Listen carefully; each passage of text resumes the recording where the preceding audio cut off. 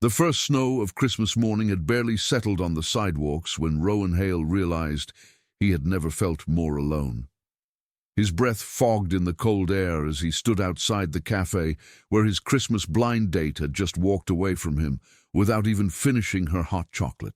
She had taken one look at the small figure hiding behind Rowan's leg, his 7-year-old daughter, Mira, and said she wasn't looking to raise someone else's child. The words struck harder than the winter wind, carving a hollow ache inside him. People passed by with wrapped gifts, warm laughter, and holiday cheer, but Rowan stood frozen, feeling like the world had moved on without him. And that was the moment everything in his life was about to change, though he had no idea yet. If you believe in kindness, second chances, and stories that restore hope, please like, comment, share, and subscribe to the channel Everyday Kindness. Your support truly keeps stories like this alive. The cafe door clicked shut behind him, muffling the festive music inside, and Rowan tightened Mira's scarf gently as she looked up with those wide, understanding eyes, far too mature for her age. She didn't ask why the woman left. She didn't have to.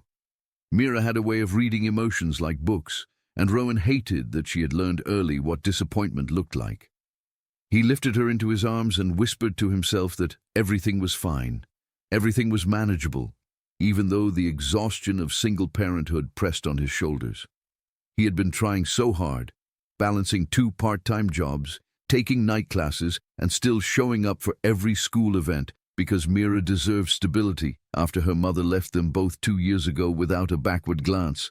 Rowan never spoke about that abandonment, but the pain lived in the quiet moments when his daughter fell asleep on his chest. Trying to salvage something from the morning, he walked Mira to the nearby Christmas market. Daylight spilled through drifting snowflakes as vendors set up their stalls, strings of golden lights glowing even though the sun hovered overhead. Children tugged on their parents' hands, excited for gingerbread, toys, and the caroler performance scheduled for noon. Rowan breathed in the scent of cinnamon and pine, telling himself he could still make this day magical for Mira. She deserved nothing less. At one booth, he let her pick out a handmade wooden penguin she had been admiring for weeks. Her smile alone made the tightening in his chest loosen a little. But the truth remained. Rowan had hoped today might be the first step toward letting someone new into their lives, someone who could share laughter, holidays, and maybe someday, love. Instead, he felt rejected, not just as a man but as a father. The sting lingered as he watched couples walk hand in hand, parents pushing strollers and families wrapped in matching scarves. He wanted that warmth for Mira. He wanted it for himself. He sat with her on a bench near the center fountain, letting her eat a small sugar cookie shaped like a star. The sun broke through clouds, painting the square in bright daytime gold. A small group of performers rehearsed nearby, their voices harmonizing beautifully. Mira hummed along, swinging her legs, unaware of the man who kept glancing her way with jealousy, the version of himself from 2 years ago, before life collapsed. Rowan ran a hand through his dark hair, wondering if he would ever be someone worth staying with. And then, out of nowhere, a light breeze brushed past him, carrying the scent of vanilla and winter flowers. Rowan looked up, and that's when he first saw her. She stood near the market entrance, holding a large wreath decorated with silver ribbons. A woman in a cream coat with auburn hair pulled into a low ponytail, her face soft, yet carrying an echo of sadness in her eyes. She scanned the crowd, as though searching for someone but finding no one at all. Something about her posture, gentle yet heavy with unspoken weight, stirred something in Rowan. She seemed lost, just like him. Her gaze drifted toward Rowan and Mira. For a second, her expression changed, like she recognized them or maybe recognized the loneliness they wore. She hesitated, then took a slow step closer. Rowan looked away quickly. He wasn't in the shape for any more disappointment. Mira tugged his sleeve, asking if they could go see the puppy adoption stand, and Rowan nodded, standing up. But before they reached the stand, the woman approached them with careful steps, almost as if she had debated turning around multiple times. Her smile when she spoke was warm, not forced, but her eyes revealed someone who had cried recently. She asked if Mira could have the candy cane she was holding, and Mira looked to Rowan for permission before accepting it. As they thanked her, Rowan expected her to walk away. Instead, she stayed for a moment, studying Rowan with an unreadable expression. The woman, who introduced herself as Selene Walsh, told them she crafted holiday wreaths for nursing homes and hospitals. She'd been on her way to deliver the last batch, but stopped when she noticed them alone on a holiday that was meant for togetherness. Rowan listened, polite but cautious, until she gently asked if everything was all right. Something about her voice made it impossible to lie. He admitted that things had just been a long morning. Selene didn't pry. She simply nodded with silence that didn't feel judgmental but understanding. They walked together through the market, Mira skipping ahead, holding her candy cane like a prized treasure. The sunlight warmed the snow-covered rooftops, and though Rowan had just met Selene, her presence was calming. She noticed little things, like when Mira's glove slipped off and Rowan didn't want his hand to freeze, but still put Mira first, or how Rowan instinctively stood slightly in front of Mira whenever crowds thickened. Without asking, she began helping by guiding Mira through the busier sections, always making sure she stayed close. When they stopped outside a stand selling hot cider, Selene's hands shook slightly as she ordered. Rowan noticed. She brushed it off as the cold, but her trembling hinted at deeper exhaustion. They sat at a small table, the daytime bustle swirling around them, and Rowan couldn't ignore the way Selene kept glancing at families with a look he recognized, quiet yearning. He finally asked if she was all right.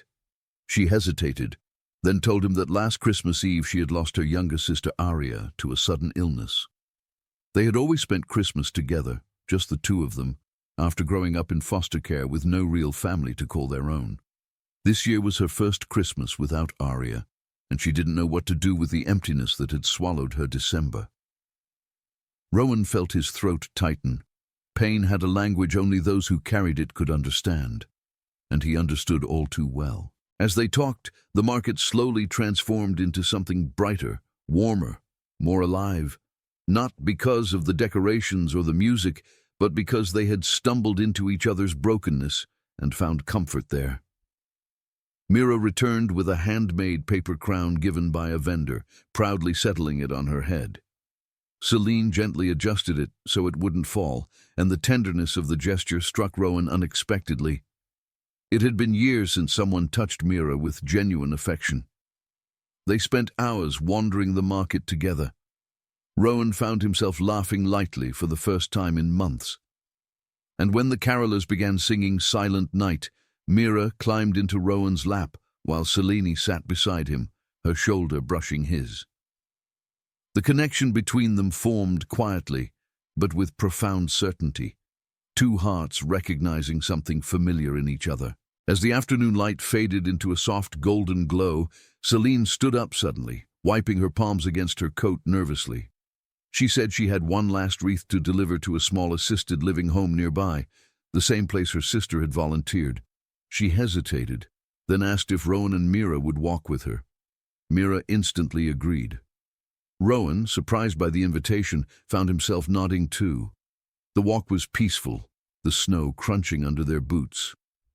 When they arrived, Selene handed the wreath to an elderly nurse who remembered her sister fondly. Seeing the warmth and gratitude exchanged broke something inside Rowan, reminding him there were still people in the world who cared as fiercely as Selene did. Outside the building, as soft daylight lingered, Selene turned to Rowan. Her voice trembled slightly when she spoke. She said she had watched him with Mira all day, watched how gently and fiercely he loved, watched how much he carried alone without ever complaining.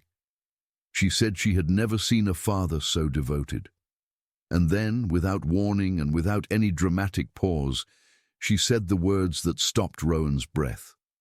She asked, very softly but with startling sincerity, "Would you ever consider being my husband? Not tomorrow, not today, not rushed by loneliness, but someday, because she didn't want to continue living life alone, and she didn't want him to either." Rowan stood there, speechless, the question echoing through the cold air, heavier and more meaningful than any proposal shaped by romance. It was a question shaped by longing, by fear, by hope, by the recognition of a kindred soul. Selene didn't ask because she needed saving. She asked because she saw in Rowan and Mira the family she had spent years dreaming of. Rowan didn't know what to say at first. The offer was unbelievable. A breath of something he had secretly wished for, but never expected.